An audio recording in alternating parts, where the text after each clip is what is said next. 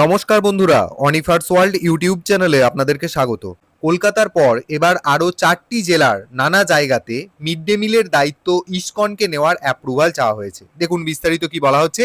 21শে August 2026 এই নোটিশটি দেওয়া হয়েছে।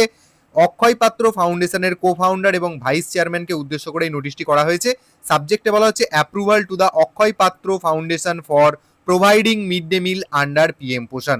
এখানে যেটা দেখা যাচ্ছে, 4টি জেলা, তার মধ্যে নর্থ 24 পরগনা থেকে 3টি জায়গা, বিধাননগর, দমদম এবং রাজারহাট নিউ টাউন, এছাড়াও হাওড়া, পুরুলিয়া এবং পূর্ব মেদিনীপুর জেলার 2টো ব্লক, নন্দীগ্রাম 1 এবং নন্দীগ্রাম 2, এই সমস্ত জায়গাগুলোতে যাতে করে ইসকন পিএম পোষণের আন্ডারে মিড ডে মিল বিদ্যালয়গুলিতে পৌঁছে দেয়, তারই একটা অ্যাপ্রুভাল চাওয়া হয়েছে। কিন্তু এখানে কবে থেকে এই অক্ষয় ফাউন্ডেশন বিদ্যালয়গুলিতে মিড ডে মিলের দায়িত্ব প্রপারলি নেবে বা মিড ডে মিল পৌঁছে দেবে, সে বিষয়ে কিন্তু কোনো কিছু এখানে বলা হয়নি।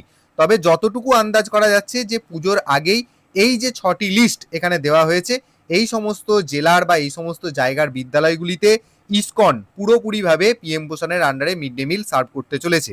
তো ছোট্ট আপডেট আপনাদের জন্য। ভিডিওটি সকল শিক্ষক শিক্ষিকাদের সাথে শেয়ার করুন এবং আপনারা যারা আমার চ্যানেলে নতুন, তারা চ্যানেলটিকে সাবস্ক্রাইব করে নিতে ভুলবেন না।